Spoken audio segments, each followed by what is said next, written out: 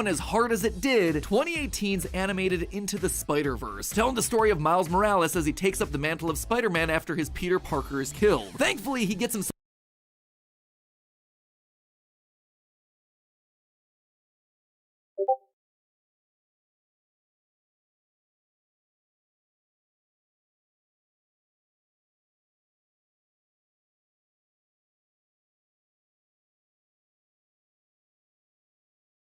after his Peter Parker is killed. Thankfully, he gets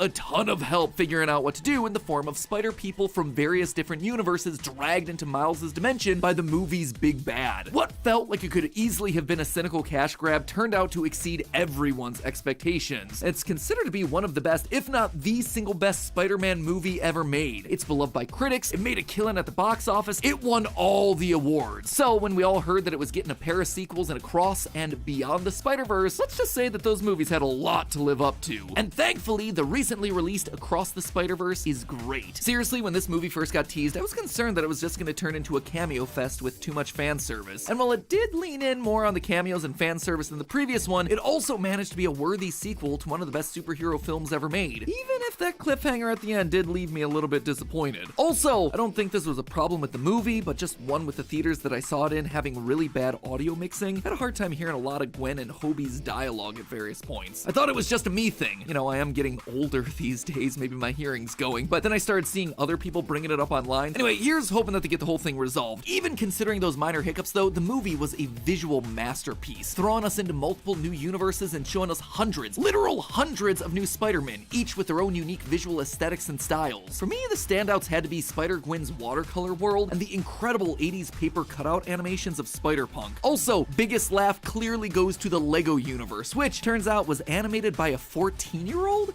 Kids these days, man, you guys are so talented. Without a doubt, Across the Spider-Verse took all the ideas from the first film and turned them up to 11. Spoiler warning for Across the Spider-Verse in case you didn't figure it out by this point. After the events of several recent movies, including Into the Spider-Verse, Spider-Man No Way Home, and Doctor Strange in the Multiverse of Madness, which yes, Doctor Strange is specifically called out in this movie. Don't even get me started on Doctor Strange and the little nerd back on Earth 1999-99. Holes have started showing up throughout the multiverse. These have let bad guys slip into alternate dimensions and wreak havoc. In response, Miguel O'Hara, the sci-fi Spider-Man 2099, has set up the Spider Society to help police the multiverse and bring all these villains home. But when Miles wants to join the Spider Society, Miguel refuses him at every step, because Miles is actually part of the problem. He unintentionally created the Spot, a multi-dimensional villain, and the events of Into the Spider-Verse were never supposed to happen. Miles was not supposed to be bitten by the radioactive spider. His world's Peter Parker was not supposed to die. Miles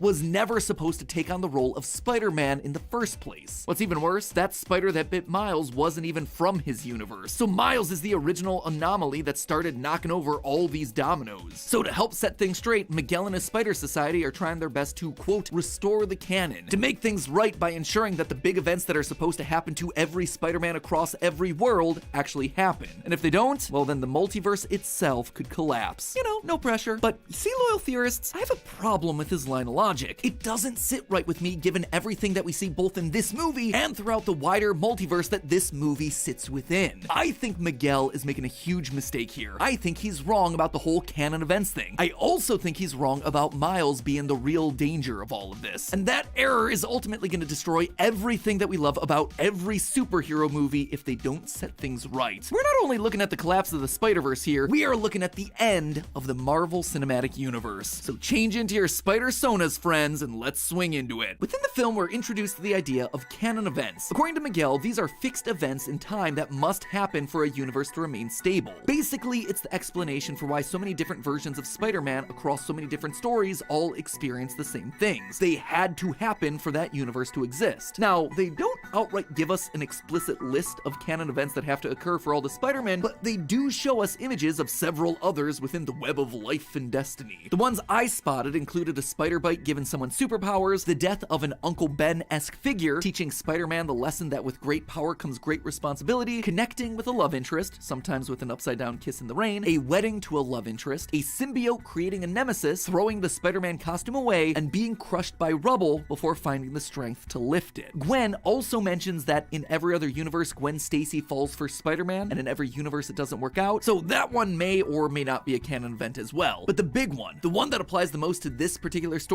a police captain close to Spider-Man dies, usually by trying to save a child from falling debris. This is where the main conflict of the story comes in. Miles's dad is about to be sworn in as captain of the NYPD, and obviously he doesn't want his dad to die, but you apparently can't bypass a canon event, and Miguel refuses to let Miles leave to save his father's life. This is something that Miguel had to learn the hard way. According to Miguel, he wanted to be happy with a family, and so he found himself a universe where that universe's version of him had been killed. He then stepped in and secretly replaced his dead self. It sounds complicated, but basically he just pulled a Rick and Morty. In fact, if we're being honest, this whole movie is just pulling one big Rick and Morty, Spider Society, Citadel of Ricks much. It's not a bad thing, I'm just saying. Anyway, Miguel stepping in was an issue since his death was considered to be a canon event in that timeline, leading to that universe collapsing. People were erased from existence, including Miguel's daughter, who disappeared in his arms. By the end of it all, the universe was gone, leaving Miguel devastated and determined to make sure that it never happened again. This threat also checks out in the movie too. As soon as Miles saves Captain Singh in Mumbattan and bypasses the canon event there, a dark hole starts swallowing up that world. All of this sets up a great conflict between Miles and Miguel for the rest of the movie. Just like Miles, we don't want his dad to die, but just like Miguel, we don't want that universe to collapse either. But here's the thing, when I really sat down and started thinking about this, the whole canon events thing, I'm not buying it. First of all, I have a lot of questions about Miguel's story here. He claims that the universe with his family collapsed because he bypassed a canon event. So does that mean that Miguel's death was a canon event? But who then was it a canon event for? Was he the Uncle Ben or the police captain in this situation? Or was he just some random guy? Was he the Spider-Man of that world? He has the powers in the title after all. Would that then mean that Spider-Man's death is a canon event? That shouldn't be the case since Miguel later yells at Miles for getting the Spider-Man of his world killed. And considering how much Marvel, Disney, and Sony want to milk this character until the end of time, something tells me that Spider-Man's death is not going to be a corporate approved canon event that's going to happen all the time. Additionally, how many times has Miguel seen this actually happen? We only see the one instance, so is Miguel working with a data set of just one? That isn't enough test cases to make such a weird multiversal Big Brother organization that's okay with so many people dying. In short, it doesn't make sense, and the other canon events start falling apart too when you really look at them. Like, speaking of Miles getting his Peter Parker killed, didn't that disrupt every other canon event of Miles's universe? Shouldn't that universe have imploded? Or is that universe self-correcting around Miles? Given how much of an anomaly Miguel makes Miles out to be, that probably shouldn't be the case if Miguel is truly right in his hypothesis. Another easy example would be the symbiote attaching to someone and becoming a nemesis for Spider-Man. What's the problem here? Well, Across the Spider-Verse features a moment where the Spot briefly pops into the universe of the Tom Hardy Venom movies to steal some gum, but it doesn't seem like there's a Spider-Man in the Venomverse for Eddie Brock to butt heads with, considering Eddie doesn't react to Spider-Man being unmasked when he briefly crossed over into the MCU during the post-credit scene for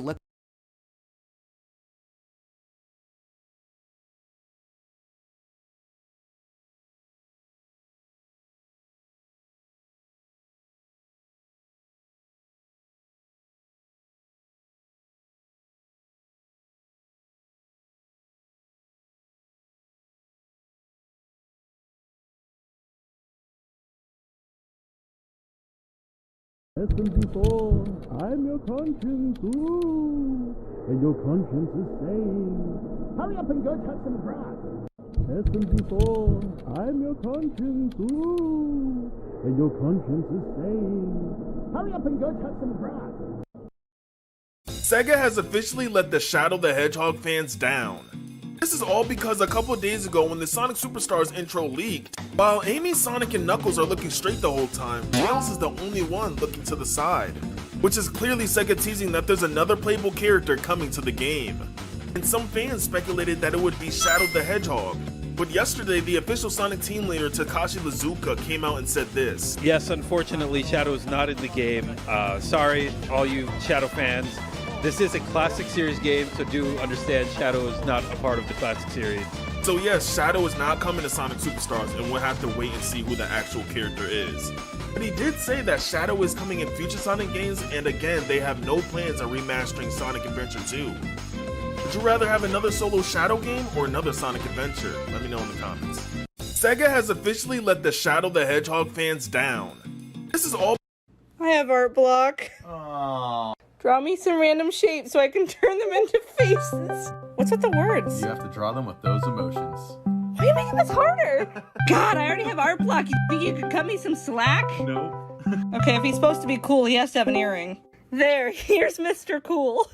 What rhymes with cool? What? You're a fool! It's time for Jolly. Santa! I'm gonna make her very soft and kind. Like Santa. Oh my god, here's Jolly. It looks like a younger version of Mrs. Stop! Let's do Smug. Smug's obviously gotta be like full of himself. He looks like Waluigi's uncle. It's time for Angry, and I don't know what to do with this shape, Rich. Oh god, what have I done? Oh god, I think I made a Karen. Nice hat. Alright, Rich, your turn. No. There's her beard, there's her pet squirrel. I have art block. Oh. Draw me some random shapes so I can turn them into faces. Okay, songs that would play on repeat in hell. First up, we have Baby Shark. Just punch me right in the face. I know this song is for kids, but it is absolute torture for me.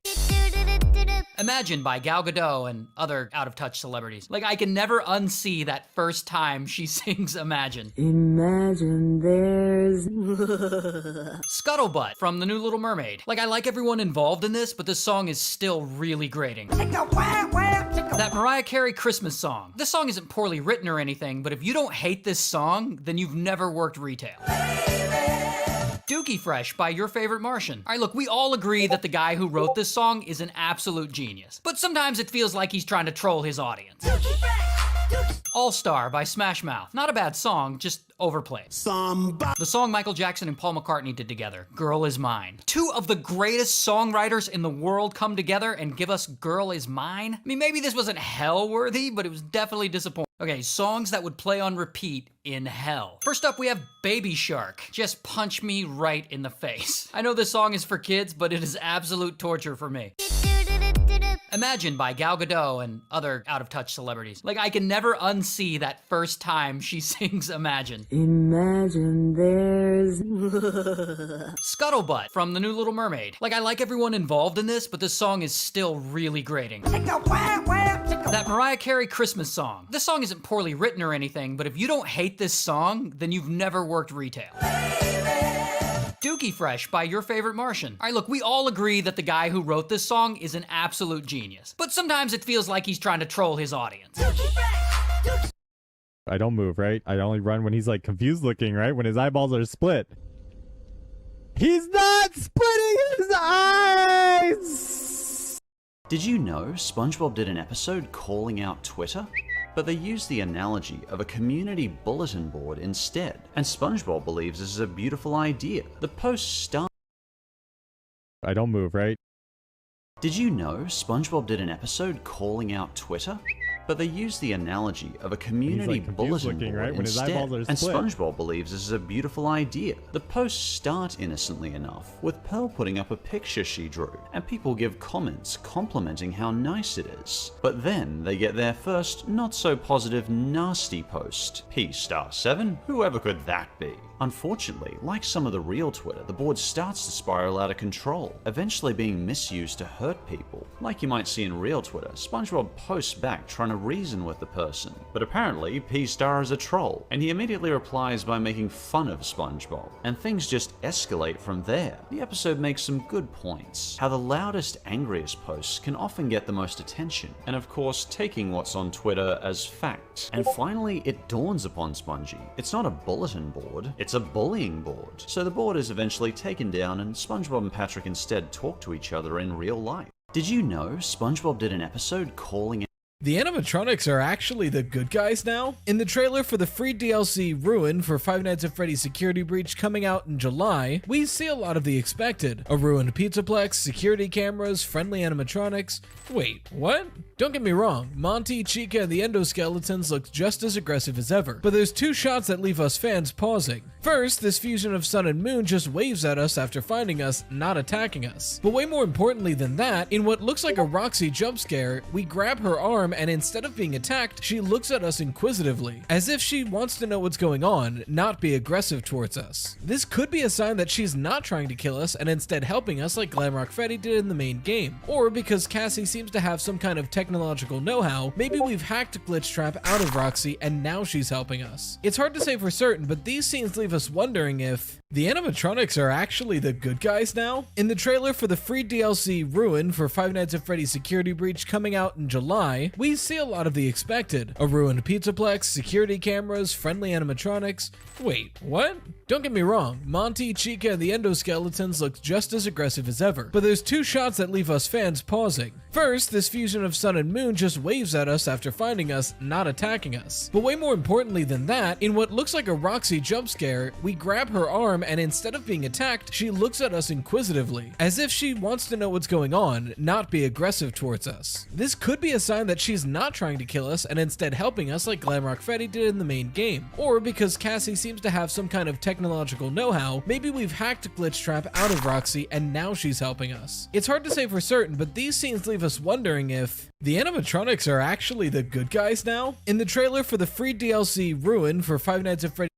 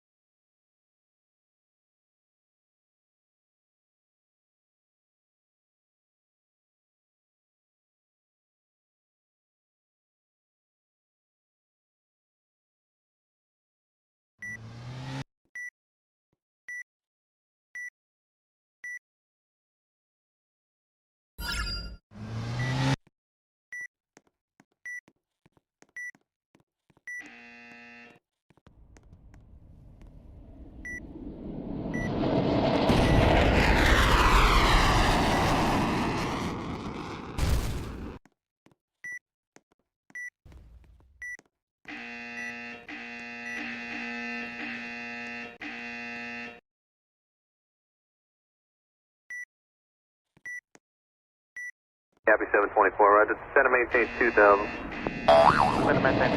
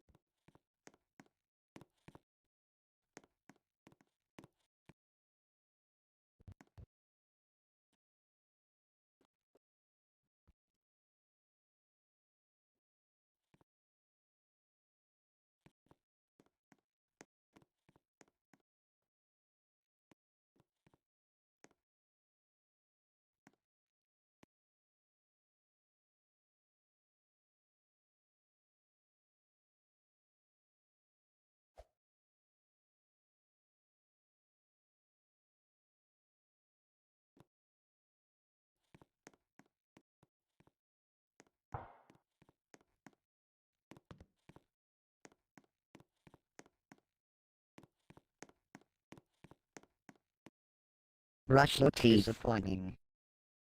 I'm not your friend. I'd rather be a dog's chew toy than look at you. I don't like you. I'm not your friend.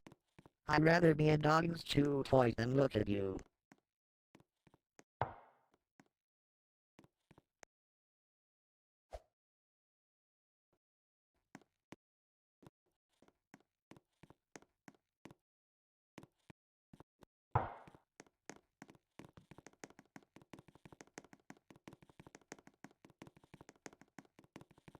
Or ugly. I don't like you.